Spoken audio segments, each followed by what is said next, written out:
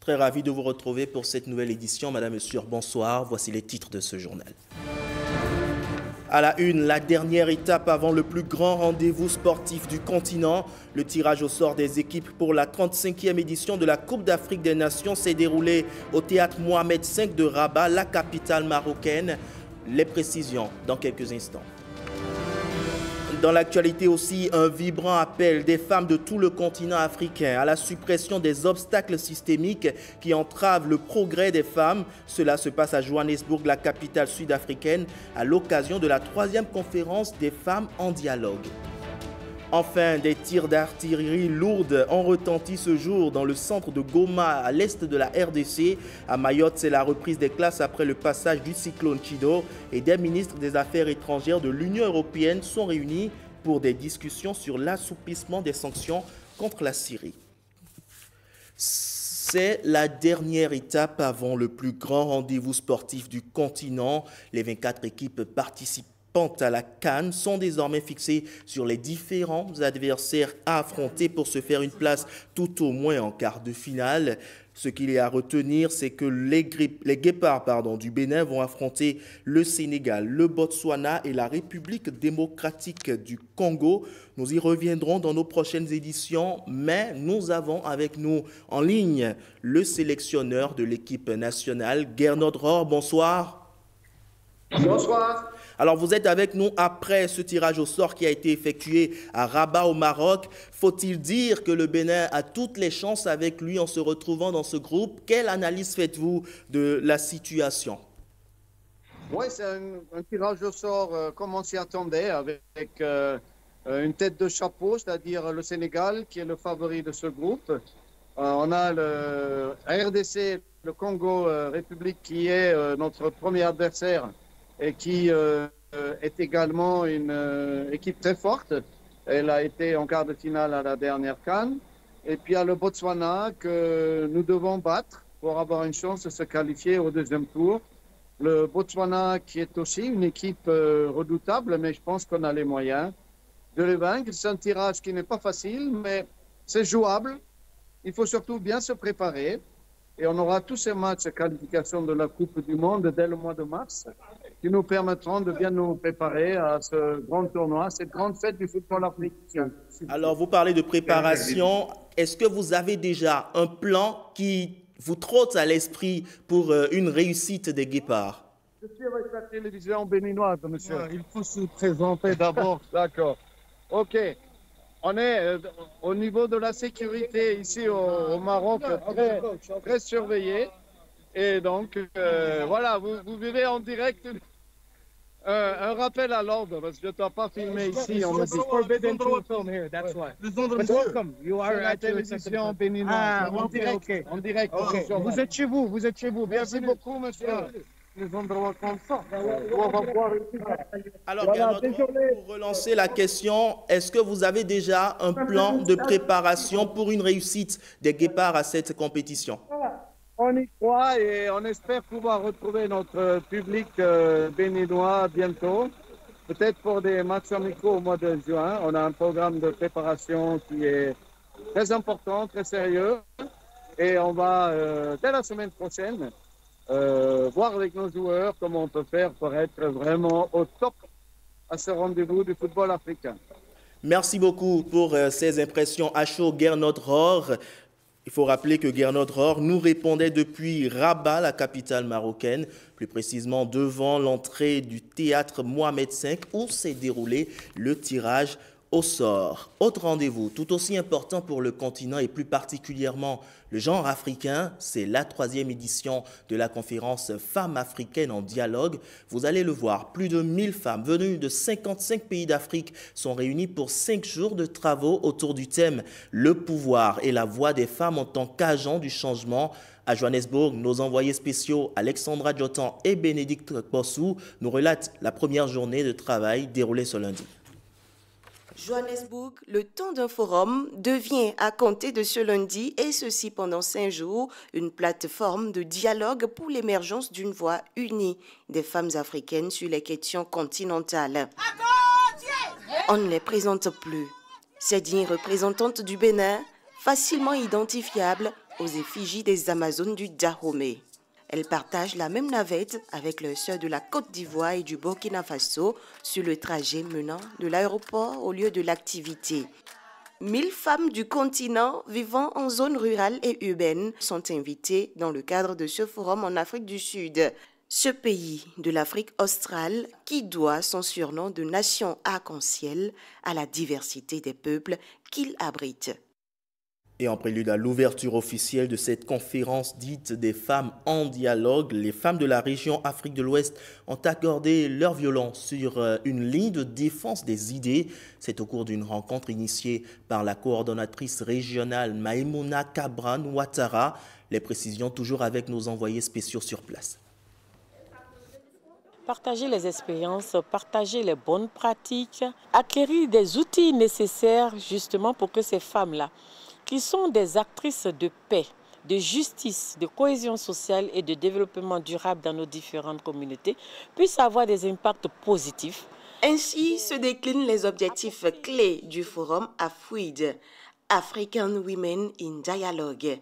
Les femmes venues du Bénin, du Mali, du Togo, de la Côte d'Ivoire et des autres pays de la région ouest africaine sont mises dans le bain de la thématique centrale des échanges avant le lancement du forum proprement dit. Le thème, c'est briser les barrières. Parce que la femme africaine aujourd'hui, quel que soit le pays, la nation où nous sommes, nous voulons briser les barrières, les frontières. Nous voulons aller d'une voie commune, d'une seule voie, pour débattre justement des problèmes, des défis, des obstacles auxquels la femme africaine est confrontée et trouver des solutions ensemble. Les préoccupations de l'Afrique sont les mêmes quand on parle des femmes. Il s'agit notamment de l'autonomisation financière des femmes, du règlement des problèmes de violence basés sur le genre, les VBG, de la paix dans le monde, de la synergie des femmes et du développement en général de l'Afrique. Mais nous, particulièrement au Bénin, nous sommes venus ici pour discuter des problématiques de l'autonomisation financière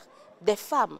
Nous sommes venus justement pour voir avec les autres sœurs d'Afrique dans quelle mesure est-ce qu'on peut construire des réseaux de femmes, des entreprises féminines à forte valeur ajoutée, des entreprises qui pourraient justement être des leviers économiques pour les autres femmes dans toutes les régions d'Afrique. Les échanges s'annoncent riches dans les prochaines heures ici à Johannesburg. Retour à présent au Bénin pour les échos du dernier coup de maillet dans l'affaire de sortie frauduleuse d'un corps à la morgue du Centre national hospitalier universitaire Hubert Kotokou-Maga de Cotonou. La Criette a rendu son verdict ce lundi 27 janvier 2025, 2 ans de prison ferme et une amende de 2 millions pour chacun des 3 agents de la morgue reconnus coupables. Les précisions avec Gloria Oni. L'audience est ouverte. Accusés, quels sont vos noms, prénoms, date et lieu de naissance? Plusieurs mois de privation de liberté et plus d'1 million d'amende dans une affaire de sortie frauduleuse de corps au Centre national hospitalier universitaire de Cotonou. Selon les faits, c'est une patiente qui aurait bénéficié des soins à hauteur d'1 255 000 francs CFA. Malheureusement, ces soins n'ont pas pu la maintenir en vie. Après son décès, l'hôpital a exigé le règlement de cette somme avant de restituer le corps à sa famille. Les 3 agents poursuivis dans l'affaire ont contourné la procédure en remettant illicitement le corps aux proches de la défunte contre une somme de 500 000 francs CFA. Lors des audiences de ce jour, ils ont affirmé avoir agi sous les directives de leur supérieur hiérarchique de l'époque qu'ils considèrent, disent-ils, comme l'instigateur principal de cette opération frauduleuse. Ce dernier, initialement poursuivi sans mandat de dépôt, ne s'est pas présenté à l'audience de ce matin. La Criette a donc émis un mandat d'arrêt à son encontre. Le juge a condamné les 3 prévenus à 2 ans de prison ferme et 2 millions de francs CFA d'amende. Au-delà des peines de prison et des amendes, la Cour a ordonné que les 3 agents versent solidairement la somme que doivent payer les parents de la défunte au Centre national hospitalier universitaire Hubert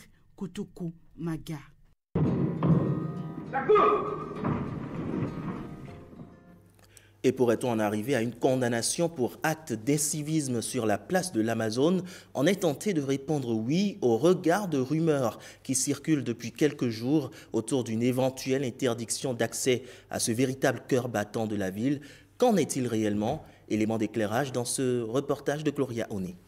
Les réseaux sociaux se sont enflammés récemment. Les visiteurs de l'esplanade de l'Amazone s'interrogent. Entre spéculation et inquiétude, les rumeurs semblent se propager à grande vitesse. Mais il n'en est rien. Non, pas du tout.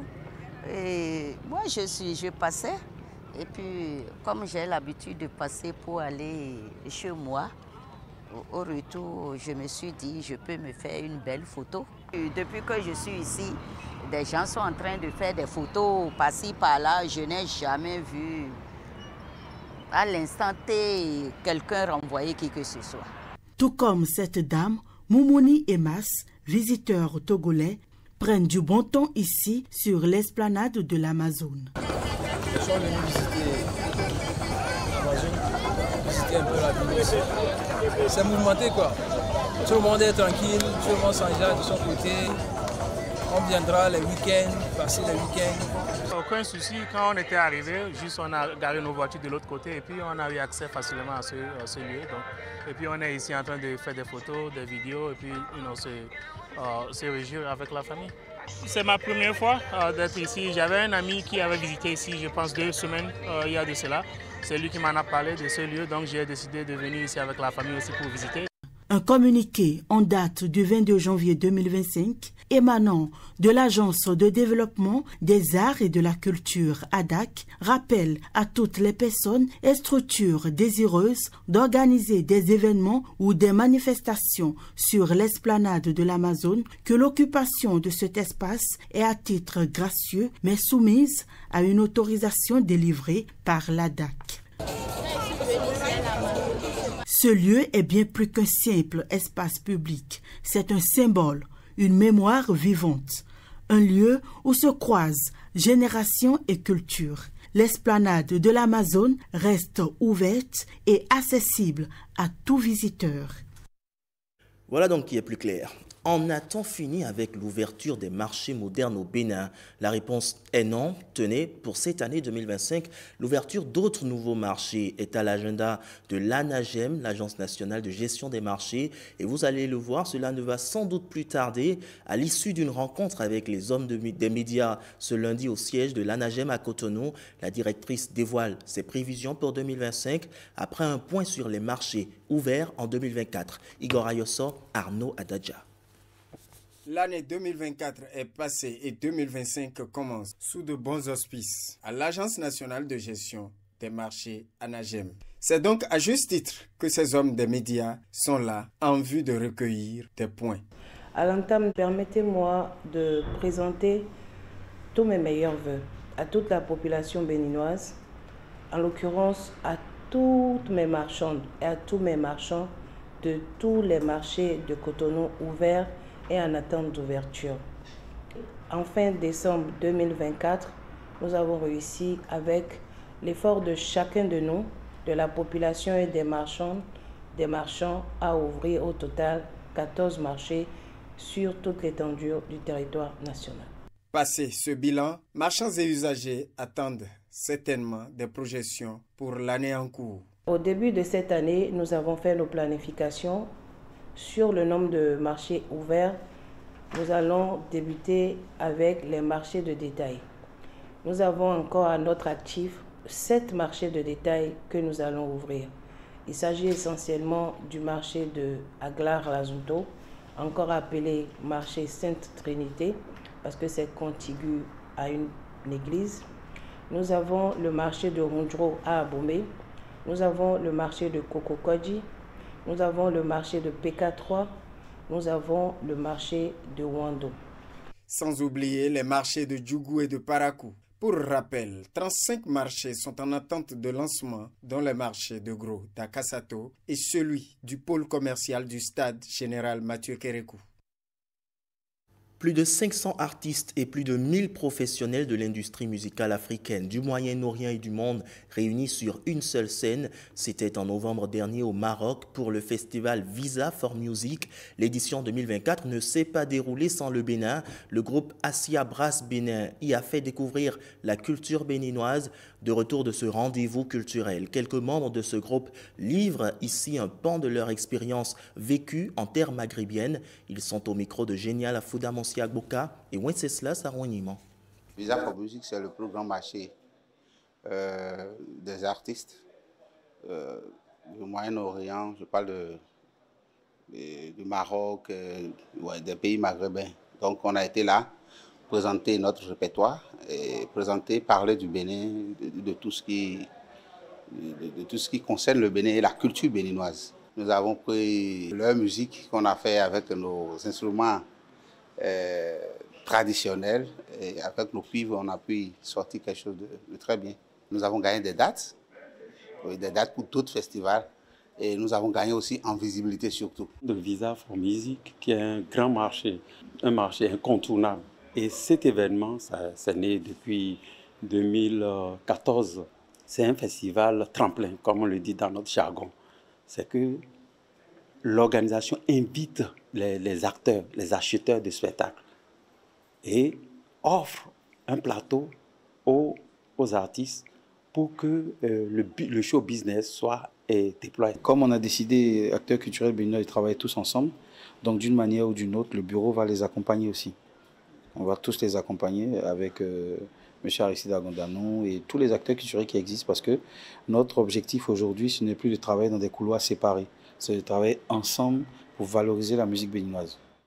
Vivement donc plusieurs autres groupes béninois en terre maghrébine, pourquoi pas pour d'autres festivals. Une question à présent, comment relever les défis du rayonnement de la musique béninoise au-delà des frontières? L'université d'Abomey-Calavi était le théâtre de réflexion pour des perspectives et solutions concrètes. C'est à l'occasion d'un panel intitulé « Promotion de la musique béninoise à l'international entre ambition et obstacles ». Les échos avec Patrick Diossou.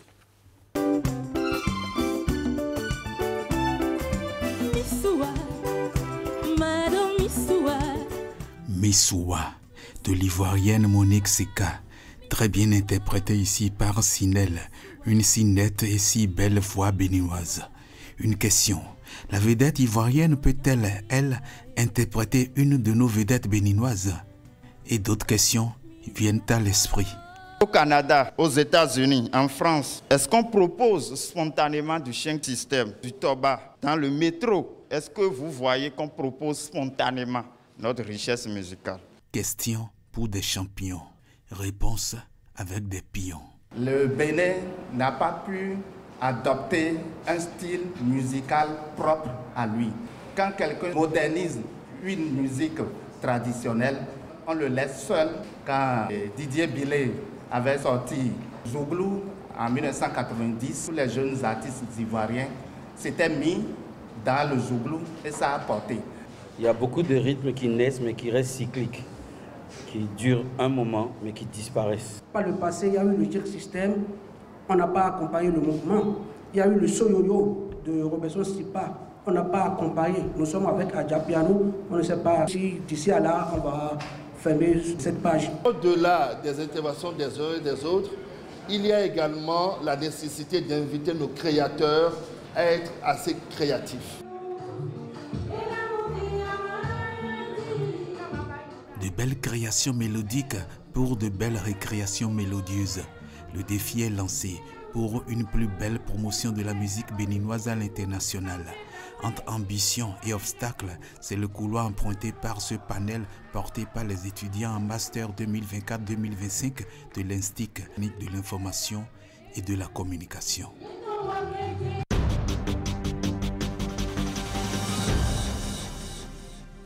Une véritable mine, voilà donc comment se présente le patrimoine artistique et culturel du Bénin. Le gouvernement a d'ailleurs entrepris une restructuration du secteur de la culture afin de le promouvoir et d'en faire un pilier économique. Quelles sont les réformes pertinentes et projets audacieux mis en place? Le dossier du jour nous éclaire sur les importants investissements faits pour booster le secteur. Le détail avec Jennifer Sativi et Benjamin Denagnan. Faire du tourisme un levier essentiel de l'économie béninoise et propulser le pays au rang des destinations de rêve. Cette ambition du président de la République place le secteur au cœur des priorités de l'État, ce qui engendre des transformations systémiques depuis quelques années. Et pour mieux vendre la destination Bénin, la promotion de la culture et des arts occupe une place de choix. L'art est magique. Et quand il se révèle à vous, il vous révèle à vous-même. Je voudrais que, à travers ces tableaux, ces œuvres, vous découvrez un petit peu le Bénin. Mon souhait est de voir chaque Martiniquais décider ce soir, tout au moins ceux qui sont ici, décider de visiter un jour le Bénin. Le Bénin a choisi de faire féconder le tourisme par la culture et les arts. Lorsque vous prenez par exemple une activité comme les Vodou Days, quand on calcule tous ceux qui ont pu être impactés par cet événement, il y a un coefficient qu'on appelle 4. Il faut prendre, par exemple, si en moyenne, un touriste dépense peut-être, en venant au Bénin, dépense peut-être 100 000 francs dans l'économie béninoise. Il faut multiplier ça par le nombre de touristes et multiplier ça par 4 pour voir à peu près l'impact de cet événement sur les touristes étrangers. Je ne veux même pas parler des touristes domestiques. Valoriser le patrimoine culturel, en plus de favoriser une synergie, a également des retombées au plan local. Quand les cultures sont différentes, certains peuples du Nord peuvent dire bon, on veut voir ce que certains peuples du Sud font et que ça fait une richesse interne. Si on calcule tout ça sur le plan économique ou de l'économie nationale, ce n'est pas rien, c'est extrêmement intéressant. Mais ce qu'on vise le plus aussi pour gagner des devises, c'est-à-dire de la monnaie étrangère, c'est le tourisme qui vient de l'extérieur. Malgré les performances enregistrées, les investissements de taille déployés pour propulser le Bénin pourront effectivement être rentables au bout d'un certain temps. Nous sommes en train de semer en ce moment et il va falloir entretenir, arroser, nourrir et faire tout ce qu'il faut pour que la récolte soit belle. Il faut une certaine gratuité au départ pour que quand les gens vont venir voir une seule fois, ils vont dire mais tiens, il y a des richesses ici et que la prochaine fois, ils sont prêts à plus payer. Dans le cadre des projets et réformes, un investissement de 600 milliards de francs CFA est prévu pour les arts et la culture.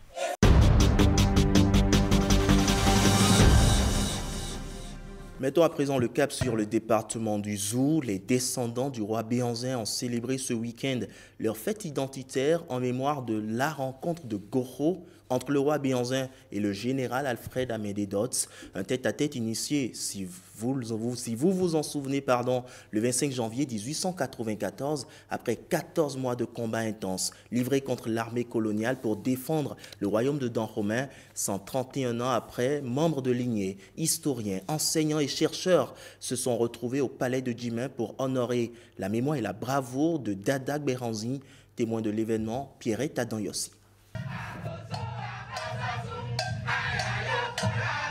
À cette 4e édition de la commémoration de la rencontre de Goro, le riche répertoire culturel du Dahomey, constitué notamment de récits saisissants sur le roi Béhanzin, est exploré. Le tout entrecoupé de chants et danses traditionnels en mémoire de cet événement qui avait eu lieu à l'entrée de la capitale d'Abomey, appelée en ce moment Yego. Le roi Dada Béhanzi a fait 14 mois de maquis, alors qu'il était question de le prendre mort ou vivant. Donc pendant 14 mois, il a pu échapper. Pendant ce temps, l'armée française est en train de massacrer la population dahoméenne. Il a décidé un de ces 4 matins de rencontrer le général Amédée Dodds, lui qui est le commandant en chef de l'armée française à l'époque. Et Sa Majesté est arrivée en hamac pour le rencontrer à Yego, d'alors aujourd'hui Goro. Tout le mérite est à Dadak Berzi. La célébration de la rencontre de Goro, c'est 3 jours d'activités variées. Messe d'action de grâce suivie d'une grande soirée culturelle faite de louanges et de récitation de panégyrique en l'honneur de Sa Majesté Dada Dewenonde Béranzin, roi d'Abomi. Une profonde satisfaction que Sa Majesté le roi de Dahomey, Ahosu Dewenonde, a accordé sa bénédiction en remerciant tous les organisateurs. Il a invité tous ses dignitaires pour qu'il y ait moins de suspicion, moins de préjugés, afin qu'on travaille dans la concorde et que la paix règne.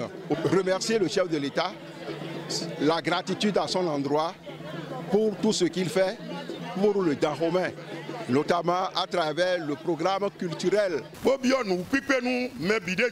2 temps forts ont marqué cette 4e édition. Le dépôt de gerbes au monument des Amazones de Djimé et une cérémonie de distinction de 2 acteurs clés, Da Adandedjan Mentogban, un allié du roi Béanzin, et Toussaint Ahomagnon, chercheur indépendant en histoire et art sacré.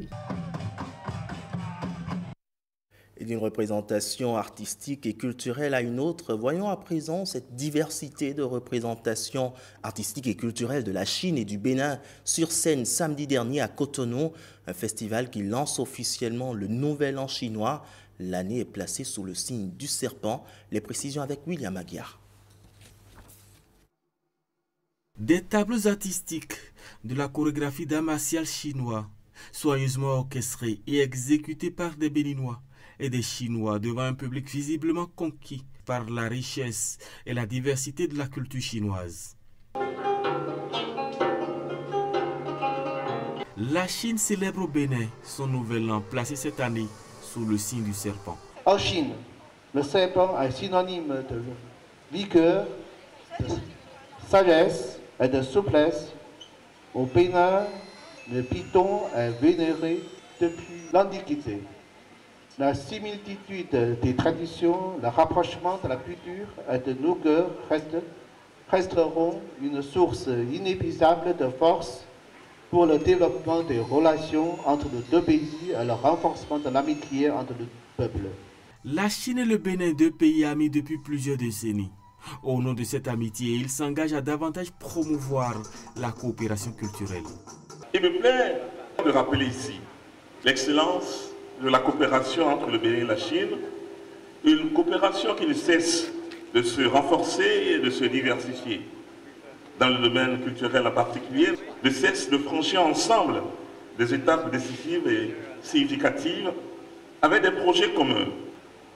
À travers la célébration de cet événement, nous renouvelons notre engagement à promouvoir ces échanges, à faire perdurer cette tradition d'amitié et de coopération. Le temps d'une soirée culturelle aux allures chinoises ici à Cotonou. Ainsi s'ouvre en Chine l'année du serpent, un animal connu pour sa vigueur et son endurance. Dossier du jour, c'est le titre de la nouvelle parution de l'écrivain béninois Fousseni Tanko Bana Koroji, un ensemble de textes narratifs se rapportant à des faits importants de société qui passent souvent inaperçus bien que méritant l'attention générale. Dans ce compte-rendu, Mathieu Sokenou et Arnaud Adadja nous replongent entre les lignes de cet ouvrage. Suivons plutôt. D'abord, la première de couverture du livre, d'un blanc sincère et d'un rouge grave, témoigne de la gravité des faits de société retracés en récits. Au total, 136 pages comportant des récits intéressants les uns après les autres et rédigés dans un style de langage simpliste. L'auteur caricature également la femme. La femme, quand elle veut vraiment transmettre une émotion, elle est la meilleure actrice du monde. Il ne faut pas se fixer aux émotions premières de la femme. Sinon, on peut se faire berner aussi facilement. Je cherche un lien entre toutes les histoires et je vois un premier lien d'abord. Le positionnement de la femme. Vous voyez la première histoire, le jeune homme était prêt à se suicider simplement à cause des soucis que lui créait sa femme. Et c'est parti de rien du tout que le monsieur lui-même ne comprenait pas. Le rythme des rendez-vous au lit, C'est un élément fondamental. L'importance d'allier les usages traditionnels à la scolarisation des filles et la gestion du foyer. Ainsi se décline en substance le contenu des thématiques. Dans Le Bon Samaritain, qui est le premier récit de cet ouvrage, le monsieur que nous avons sauvé, il souffre de bégaiement. Vous et moi qui parlons de façon courante, il est normal qu'au niveau de la facturation de téléphone, si je paye 500, je téléphone pour 500, n'est-ce pas? Mais quelqu'un qui bégaye et qui met de crédit pour 500, est-ce qu'il va téléphoner pour 500? Chastigat ridende moreste. C'est de cette façon qu'hier Molière châtiait les mœurs par la satire. Fusenitanko Banakoroji, quant à lui, récite aujourd'hui les faits quotidiens de société observés à Cotonou et un peu partout dans le Bénin pour rappeler les bonnes mœurs.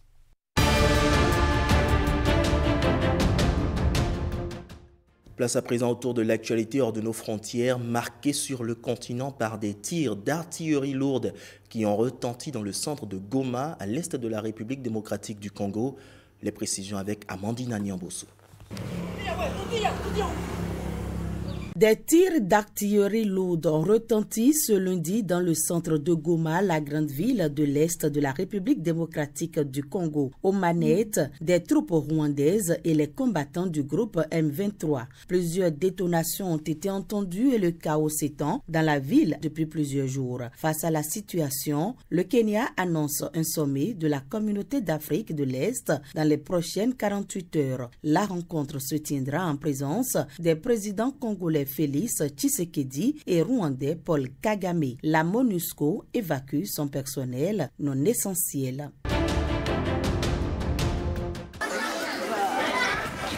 À Mayotte, c'est le jour J pour les élèves de retourner à l'école dans des conditions dégradées par rotation de classe, un mois et demi après les ravages causés par le cyclone Chido. Malgré des appels à un nouveau report, l'académie a maintenu son calendrier invoquant la nécessité de garder le contact avec les élèves et de ne pas compromettre leurs chances aux examens. Pour cette journée déjà, on va passer du temps à communiquer, à leur demander déjà ce qui s'est passé pendant le cyclone, comment ça a été, si tout va bien, s'ils n'ont pas perdu leur matériel. Et d'ici la fin du mois de mars, que l'ensemble des 38 bourses scolaires de Mamoudzou puissent accueillir les enfants d'avant chez nous.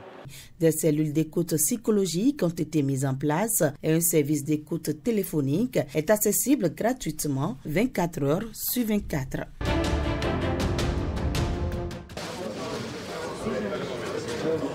Les ministres des Affaires étrangères de l'Union européenne se réunissent pour discuter de l'assouplissement des sanctions contre la Syrie après la chute de Bachar al-Assad. L'Union européenne veut aider à la reconstruction du pays ravagé par la guerre et nouer des relations avec ses nouveaux dirigeants qui plaident régulièrement pour la levée de ces sanctions. Selon la chef de la diplomatie de l'Union européenne, la suspension des sanctions doit rimer avec une transition politique qui associe tous les Syriens.